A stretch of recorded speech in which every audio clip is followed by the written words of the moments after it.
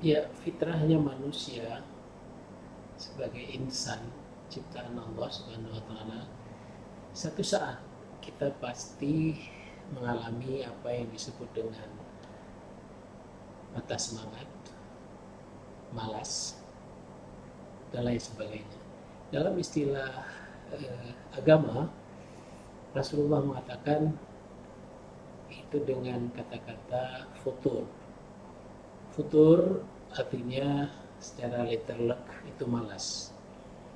Jadi bagaimana kalau kita menghadapi sebuah titik di mana kita merasa, aduh, tidak ada apa-apanya, apa yang saya usahakan ini rasanya sia-sia, ya tidak ada apresiasi dari teman, ya sampai pada akhirnya kita mengatakan, ya nampaknya saya harus berhenti. Nah, kalau sudah demikian, ya coba tip-tip yang diberikan oleh Rasulullah dan tips yang diberikan oleh ahli manajemen perubahan, ya, dalam video kali ini.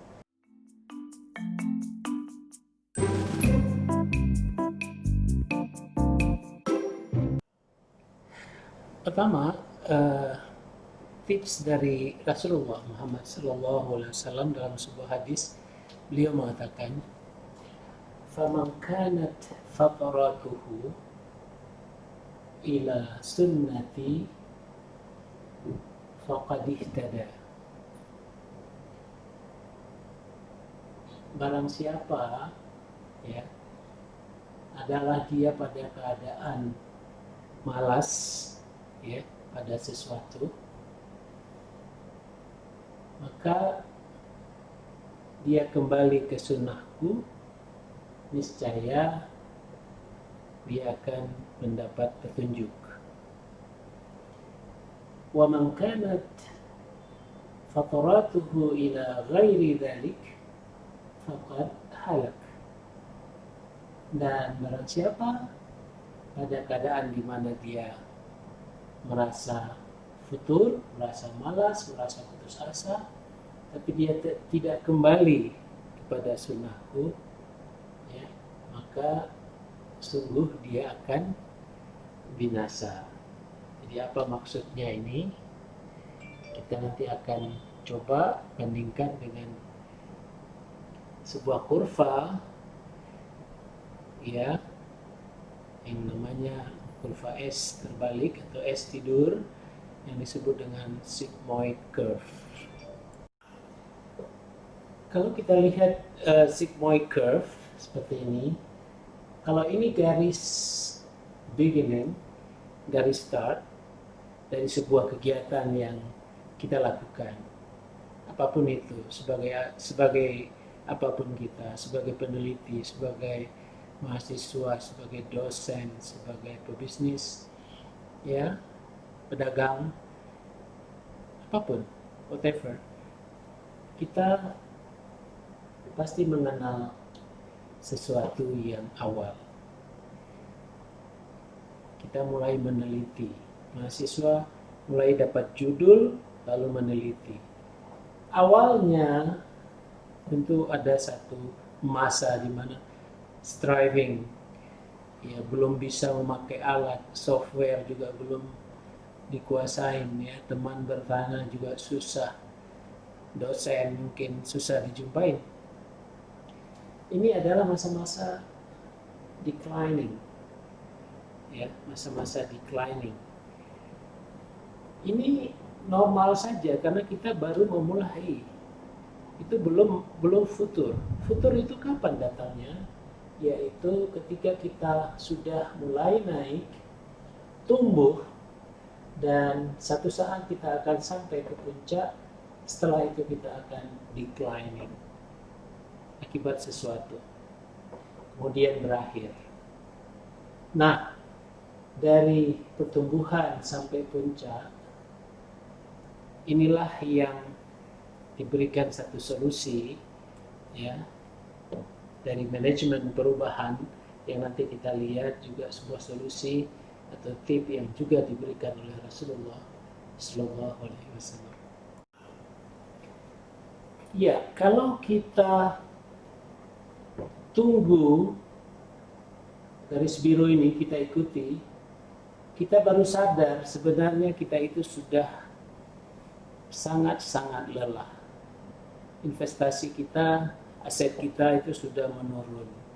Daya pikir kita sudah lemah. Otot kita juga sudah lemah. Itu tandanya kita sudah melewati sebuah titik pertama ya dari sebuah kinerja. Kalau kita startnya di sini, ini akan sangat susah untuk kita naik lagi ke atas. Karena pada saat itu, ini sudah habis. Energi kita sudah habis. Popularitas kita sudah tidak ada lagi. Yang ada adalah malas yang mendera, putus asa. Lalu tiba-tiba kita ingin terbangun. Oke, saya harus bergerak. Itu sangat berat. Oleh karena itu, sebelum sampai ke puncak sini, ya, ini dia, faman kanat fataratuhu ila sunnati faqad ihtada.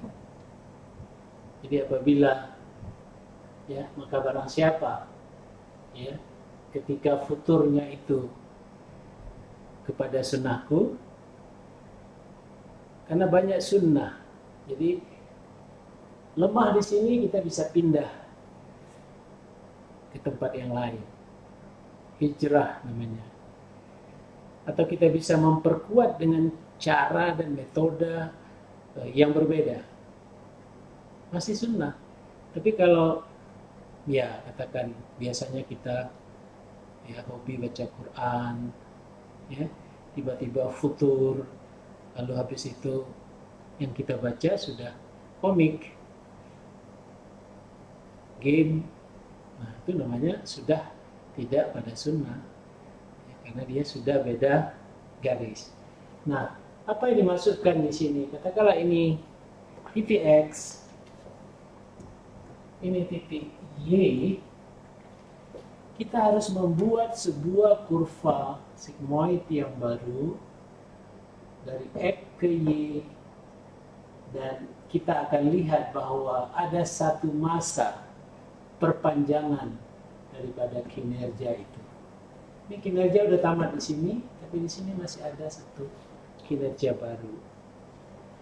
Tetapi dari X ke Y itu sama dengan declining di sini. Lihat bentuknya sama. Discomfort zone. Jadi kalau discomfort zone berarti di sini adalah sebuah perjuangan baru. Tapi untungnya perjuangan baru itu kita lakukan, ya, kita beralih kepada sunnah yang baru kita lakukan ketika posisi kita di sini itu masih kuat, otak kita masih jalan, teman masih banyak, relasi masih mau membantu karena kita punya modal, kita bisa yakinkan, punya aset. Nah, ketika kita berpindah, maka setelah itu seperti ini akan terjadi pertumbuhan yang baru sampai ke puncak. Dan seterusnya we don't know when, ya, sampai mati, sampai generasi keberapa, ya seperti itu. Itulah yang namanya sebuah legacy kalau di bisnis, atau mewariskan sesuatu yang baik ya kepada kalau orang tua kepada anaknya, anaknya kepada anaknya, dan seterusnya. Nah, sekarang saya ingin tunjukkan, oke, barangkali sebelah sini.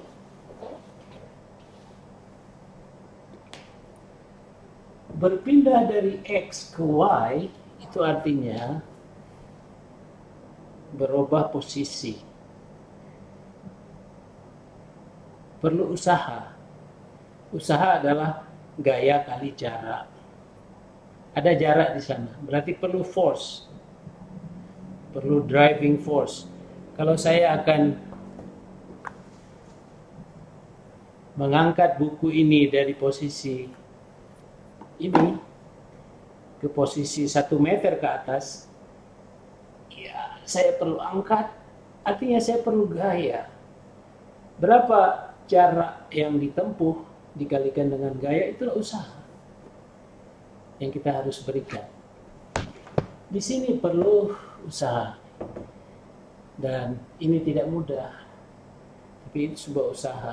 Tapi itu akan kita nikmati karena ada perpanjangan durasi dari kinerja yang akan kita capai dengan perubahan zaman, perubahan teknologi seperti sekarang, evolusi industri 4.0. Ya. Kalau seorang yang jualan kopi, katakanlah kopi Aceh, saya suka oleh Karing, kopi Sangar. Kalau yang dia lihat hanyalah saingan penjual kopi Sangar di sebelahnya, ya, itu dia tidak membuat sebuah perubahan. Tetapi yang dia harus lihat adalah teknologi sekarang, teknologi mungkin ada GoFood, mungkin ada pengiriman biji kopi ekspor ke luar negeri. Dia tetap mempertahankan gerai tradisionalnya, tetapi dia juga bisa kembangkan di sana bisnis-bisnis online dengan berbasis kopi. Nah, itu baru sebuah perubahan yang dia buat, dan ini terjadi di sini. Nah, sekarang kita lihat, kalau ini sebuah beban, katakan seperti buku yang saya angkat, maka beban ini, ya, barang ini, kotak ini punya berat N, yang menurut fisika itu massa dikali dengan gravitasi. Jadi berat di bulan dengan berat di bumi tentu beda, karena gravitasinya beda. Berat di air juga berbeda. Nah, kalau saya ingin memindahkan kotak ini ke sini sejauh 1 meter, berarti saya perlu usaha F dikalikan dengan 1 meter. Kalau gaya yang saya berikan 100 kg, berarti sama dengan 100 Joule, 100 Newton meter. Teorinya seperti itu, tetapi sebenarnya ketika ini kita dorong, ini ada gesekan di sini. Ada gesekan di sini. Jadi berapa besar gaya geseknya? Yaitu ada koefisien gesek dikalikan dengan berapa beratnya tadi. Ya, makin kita mau F-nya itu kecil, jangan sampai 100 Newton. Kita mau dengan 50 Newton saja, ini benda harus bergerak. Gimana caranya? Nah, karena ini, katakanlah ini 0,5, kalau N tadi 100, 50. Kalau kita buat 0,3 kali 100, 30, dan seterusnya. Artinya dengan memperkecil koefisien gesek, resistensinya akan menjadi lebih kecil, maka driving force akan lebih kecil. Tapi dalam bisnis, dalam penelitian, dalam apapun yang kita hadapi adalah ketika resistensinya itu besar, kita tidak mampu mengurangi resistensi, pada saat yang sama kita tidak memiliki daya dorong yang lebih besar daripada resistensi, maka perubahan itu tidak akan terjadi. Apa yang kita harus lakukan? Kita konsentrasi pada bagaimana memperkecil resistensi. Gimana caranya? Jadi kalau kita pakai sepatu, kita mau koefisien geseknya besar, ya, kalau enggak kita tergelincir. Tapi kalau kita, ya, main ski, tentu bagaimana supaya lebih licin, ya. Kalau kita ngepel juga demikian. Nah, maka di sini perlu cairan di sini. Jadi perlu oli di sini. Nah, oli itulah yang kita bisa, seorang manajer barangkali solusinya dengan komunikasi. So how to communicate with your staff. Seorang dosen barangkali dengan pertemuan-pertemuan mingguan ini bisa menjelaskan kepada mahasiswanya untuk memberi motivasi. Jadi bukan hanya sebagai instruktur, tapi sebagai coach, ya, untuk bisa memotivasi seseorang untuk dia sendiri bisa merubah, membuat pergerakan. Itu namanya coach. Ya. Barangkali jawabannya hanya dengan sebuah yell, ya kan? Go. Seperti itu kira-kira di sini. Tetapi kalau kita tidak mau ya, membuat perubahan, maka yang 6 ini adalah penyakit. Yang pertama adalah kita menolak sama sekali. Pokoknya pilihan lain itu nggak ada itu. Hanya ini aku mau. Itu tidak jalan. Yang kedua, kita arogan, merasa diri hebat. Orang Medan bilang tinggi sebenang, ya, meremehkan orang lain. Ini juga tidak akan berhasil karena sekarang zamannya adalah zaman kerjasama, networking. Kemudian yang ketiga adalah ini kompetitif myopia. Ini kacamata kuda, ya. Jadi jarak dekat. Jadi apa yang dia sudah tahu, dia hanya itu yang dia mau lakukan. Dia tidak mau melakukan yang lain. Kemudian kompetensi dependence. Ini tidak mau pindah bidang. Saya hanya tahu bidang ini. Ya, saya ahli kopi, ini nggak mau belajar tentang teh. Saya ahli fracture, tidak mau belajar tentang, ya katakanlah, energi. Ya, ini juga penyakit sebenarnya. Karena kebutuhan itu sangat dinamis. Kemudian territorial impulse. Ini terikat pada bidangnya saja, seperti yang tadi juga. Sesuatu yang baru, no. Ini ada perbaikan gini-gini, no. Udah aku coba, tidak mau. Tidak jalan itu. Jadi cepat sekali putus asa. Kemudian dia ingin zonanya nyaman terus. Kalau dia zonanya nyaman terus, maka dia tidak mau pindah dari X ke Y. Bagaimanapun ceritanya.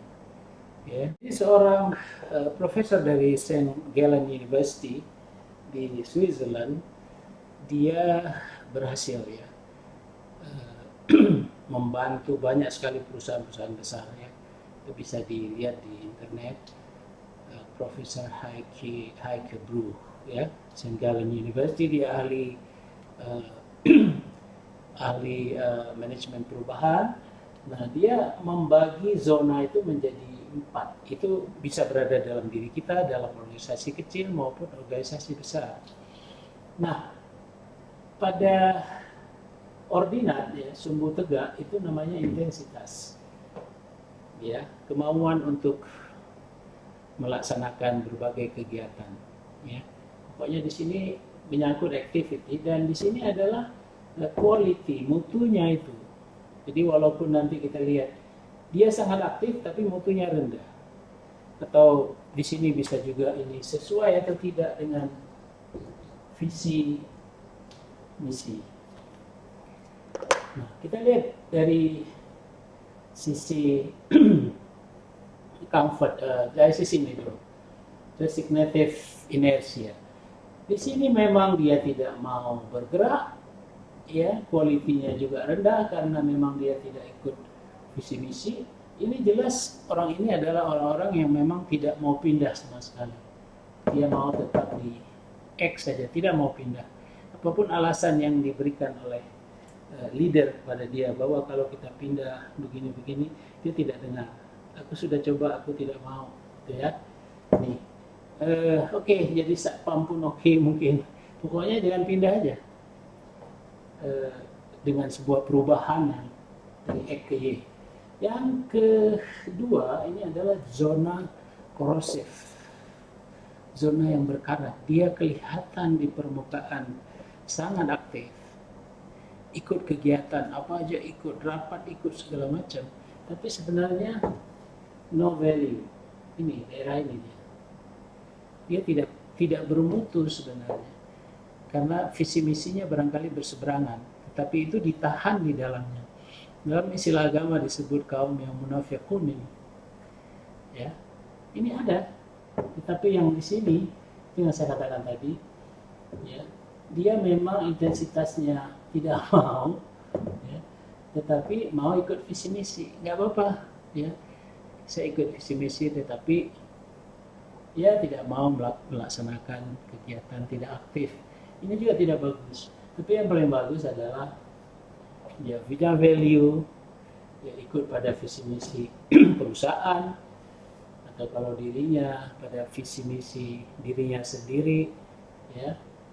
Kalau visi misi kita wa ma khalaqtul jinna wal ins illa liya'budun, ya sungguhnya tidak aku jadikan jin dan manusia ya kecuali untuk menyembahku, kata Allah Subhanahu wa taala. Itu visi misi yang dipegang, lalu dia pegang itu benar-benar dan dilaksanakannya. Ini produktif. Demikian juga visi misi perusahaan. Dan kita lihat di sini juga intensitasnya sangat tinggi. Nah, kalau kita ingin berpindah, maka kita harus membuat mapping, pemetaan dari keadaan kita atau existing condition sekarang ini. Mampukah kita berpindah? Pertanyaannya itu sama dengan di sini tadi. Mampukah F ini lebih besar dari R? Atau kita perkecil F, otomatis kita harus memperkecil R, maka baru kita bisa berpindah. Kalau kita tidak pindah, maka akan menuju satu titik di mana ya critical futur ini fatrahu faman kanat fatratuhu ila sunnati. Maka pada saat futurnya itu dan dia tidak kembali pada sunnahku, ya, sunnahku itu ya sunnah yang ya, kita dapatkan dari ilmu. Jadi bukan kita buat-buat, kita melenceng dari agama, kita melenceng dari ilmu yang sudah kita pelajari dan kita yakini bahwa itu benar dan kita tidak melaksanakan. Maka tunggulah pada saat itu, tunggulah kehancurannya. Jadi sebelum itu terjadi, saudara, maka sigmoid curve hadis ini Profesor Heike Bruch punya solusi, ya, ini patut kita pertimbangkan. Ya, bagaimana membuat perubahan yang chest plank? Ya, ada nggak rumusnya? Saya ikut apa yang dikatakan oleh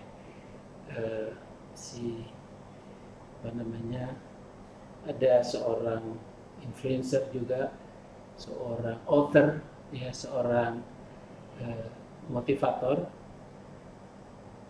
ya, dia bernama Mel Gibson. Apa dia katakan?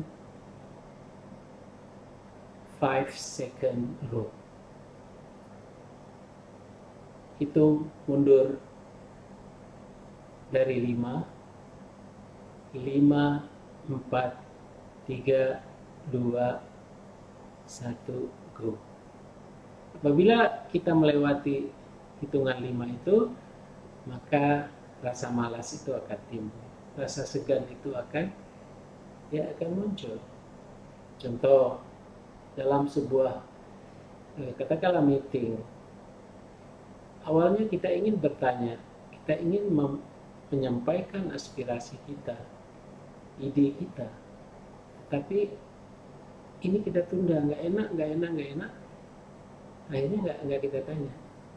Pada kesempatan lain kita ingin berkenalan dengan seseorang, ya, dalam sebuah pertemuan,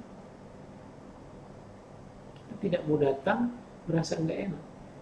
Solusinya hitung aja, 5, 4, 3, 2, 1, go, bangun, hello, my name Bustami, bla bla bla. Ya, itu saja untuk hari ini. Assalamualaikum warahmatullahi wabarakatuh.